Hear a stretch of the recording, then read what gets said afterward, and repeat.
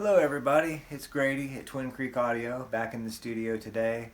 Today I'm going to look again at the Amiga 500 over here. I had an episode about this, part 1, where I hooked this thing up after a few years of being in the closet and tested it. It didn't work. Mainly it does work, just the floppy drive doesn't work to boot off of.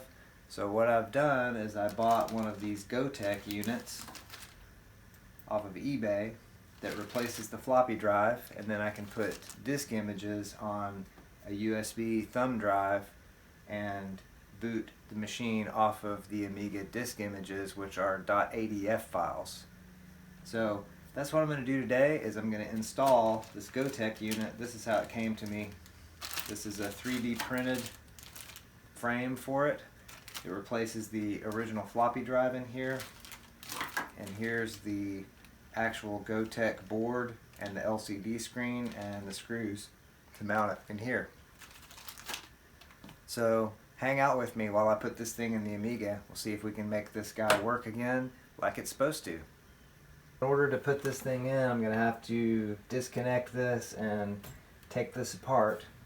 So let's go ahead and unplug the power supply and the mouse, and I'll go ahead and unplug the VGA monitor here from this little pigtail, I guess is what you'd call this, for the VGA that's hanging out of it. And then we'll take the RAM expander off the side.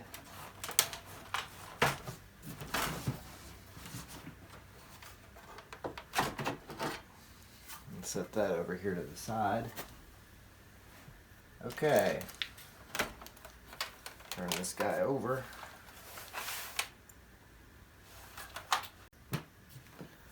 Okay, the Amiga has some of these Torx bits or star bits on some of the screws, and then others are Phillips.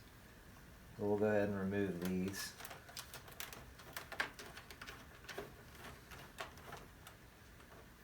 Personally, I like to lay the screws out in a pattern where they can go back into the exact same hole. I just kind of lay them in a rough pattern and then remember where they went.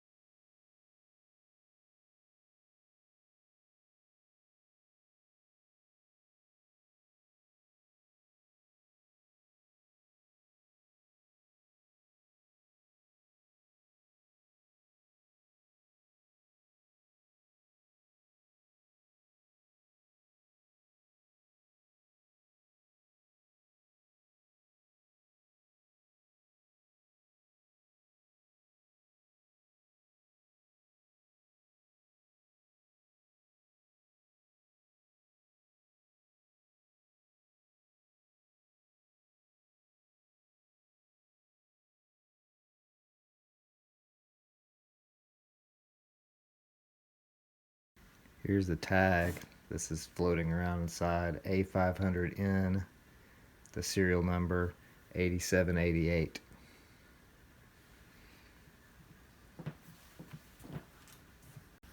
I'm not going to disassemble this whole Amiga right now, but you can see right there artwork number 312513 revision 5.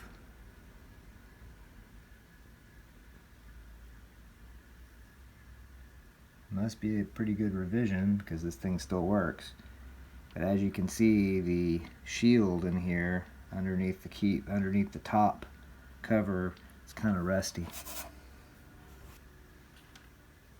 But it does still work.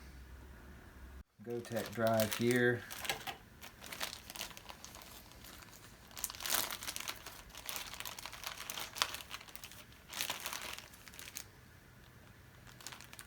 A500. This is 3D printed to fit over here, and then all of this stuff mounts into this. I've never done this before, and this didn't really come with instructions.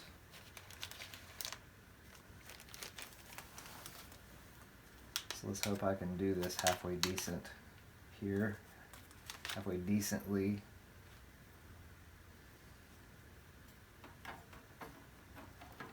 got some little locating pins. Those are the connectors for the LCD. Let's see how that's supposed to fit on here.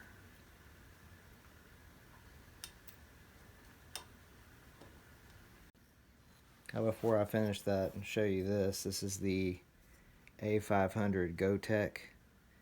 This is a 3D printed piece of plastic here. It's pretty cool. Has a little fake floppy button to fill the hole on the case where the floppy drive eject button would be.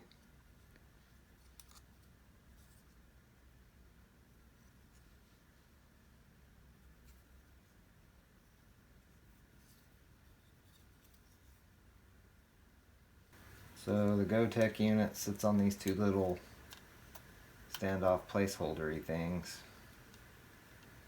and looks like that's gonna work.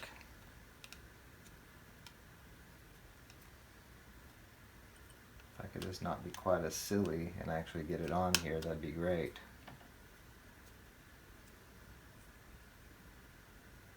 Make sure all these screw holes line up. There's one there too.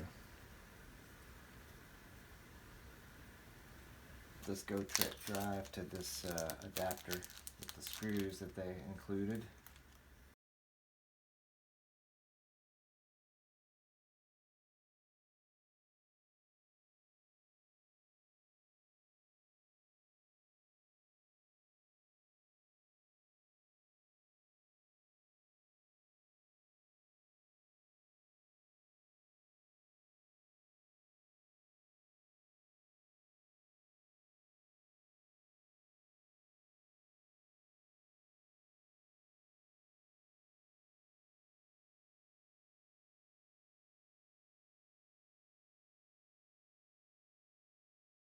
From the website we can see that the farther plug over here connects to the top. So that means this bottom one is going to connect to these bottom two pins on this LCD down here. Okay, so I figured out that you need the two little standoffs off of the back of the original drive right here to screw into your Gotek 3D printed mount, and then your screws from the bottom of the Amiga will have something to attach to.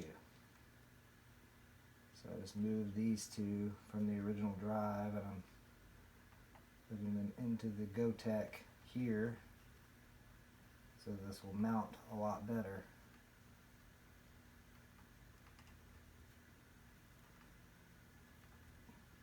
That should be pretty good. Let's put this back in here. Let's tighten up this one here first, and then I'll go find the screws that go into those two standoffs on the bottom of the drive. Our Gotek drive is assembled here, and something to note is that the original Amiga floppy drive here, the power connector is on this side, and on the Gotek it's on the opposite side over here, if you can see that. So, but it's pretty easy. The cable in the Amiga is long enough. I just rerouted this cable over to this side to plug into the Gotek drive, and then that's the actual floppy connector right there.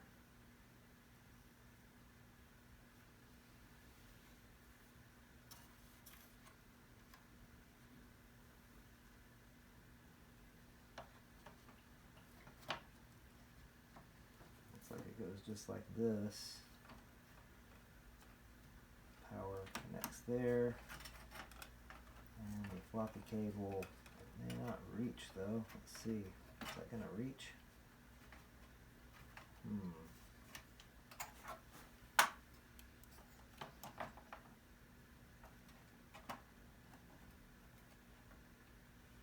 Yes, it'll reach. I just have to go underneath the power cable, and I'm bending my heat shield quite a bit, being kind of a dummy here with this. I probably should have done that before. Now the floppy cable in the Amiga is folded over inside there, so it doesn't seem like it'd be too hard to reroute that. But I may end up needing a longer cable. That's not the best thing in the world, so I didn't get one of those yet. That may be something I have to do to get this to mount. Maybe not. Maybe it will just fit right here like it's supposed to. Push that heat shield back down. I think I broke some of these tabs before, and all the many times I've taken this Amiga apart to do work on it, so that's how that is.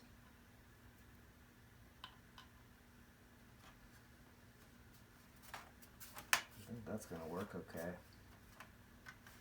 So I'm just going to put some of these screws back on the bottom. Probably go ahead and take the keyboard out to get it out of my way.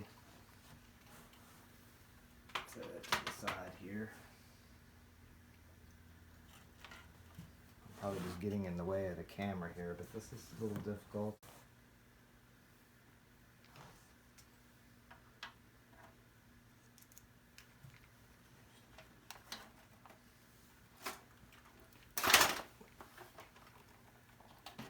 I'm not doing well with this. The Amiga is back together for the most part. I am missing a couple of screws, but that's from times in the past when I've worked on this thing. I've put the ECS scan doubler card from Indivision in it. I also, probably back when I first got it in the 90s, I put the Kickstart ROM switcher in it. So it's had some work done on it. Next thing, I'll probably will get one of the power supplies that they sell for these to replace this original power supply, even though this does work. This shop where I bought the Gotek, they do sell a modern replacement for these. I've got the Amiga 500 up and running, and I wanted to show you a couple things about how this works, but since this is an Amiga, I can't really do screen capture on this thing. So I installed the Gotek drive as you saw earlier, and I copied the 2 files from the Flash Floppy program that you can download. If you buy one of these, you'll get the instructions and the links and all that to how to do it. But it's a little bit tricky when you use the auto boot program off of the USB drive with the Gotek. You can select different disk images from the USB drive and load them into slots. But what it doesn't tell you unless you hit the help key on the Amiga, yes, the Amiga has a help key, then you can go in here and see the most important things were the F8 reboots, F9 saves where those ADF files and what slot they're in, and F10 is save and reboot. So I'm loading some programs into these slots. I loaded Sonics. I'm going to load a drum. Oh wait. There we go. And Sonic Drum Kit. Forgot what the shortcut is to assign these, but I just hit enter a couple times and it seems to work fine. Music mouse. Okay, that's good for now. So we'll do F10 to save and reboot. Okay, now I should be able to select between the disk images over on the buttons on the Gotek drive.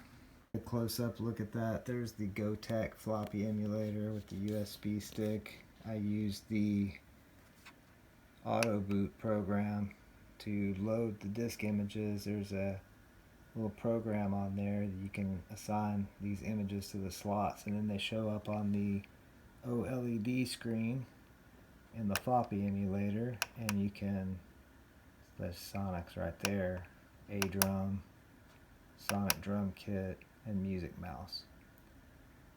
So then I can boot this Amiga off of those disk images. And here we've booted up Aegis Sonics which is one of my favorite software synth programs of all time.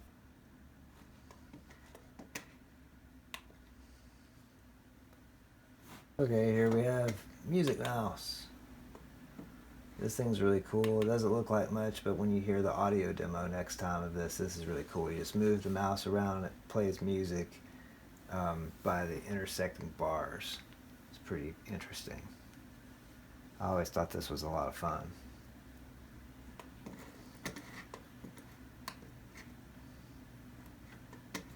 So you just loads the sound, and then you just move the mouse around and it plays different kinds of music. That's Music Mouse, and next time we're going to have a lot of fun with the Amiga. I'm going to take the built-in sound here on the 2 stereo RCA jacks on the back of the Amiga, and I'm going to run that through some of the outboard gear I have here in the studio. Mainly want to try it through the 2 channels of color modules that I have. And I have a DOPA op amp and a transformer line driver on both sides of those, and I can turn each of those color modules on and off. So I'm going to try it through that, maybe through some of the mic preamps I have, or through the line inputs on the Soundcraft Sapphire, and see how this Amiga sounds when it's running through some classy preamps. So I hope you enjoyed seeing me struggling, putting the Gotek floppy drive emulator into the Amiga 500 vintage computer here, and a couple of the programs I showed you. Now that I can run that off the floppy emulator, I can load all these disk images for things like Sonics and A-Drum and Music Mouse. Next time, on the next part of this video series on the Amiga, I'm going to have Heath Rogers from Circular Corners and all those other bands back here to help me test this out. We're going to run it through some of the modules and preamps and even the Soundcraft Sapphire line inputs to see what it sounds like going through some fairly classy gear. Anyway, I hope you enjoyed it, and I hope you have an excellent day, evening, night, weekend. Of course, Thanksgiving was just last week, so I hope you had a happy Thanksgiving. Hope you have a happy holiday season, and keep checking back here. Like and subscribe. I'm going to still be making videos through the holidays as much as I can. I try to put out 2 or 3 a week. So anyway, check back with us and have a good one.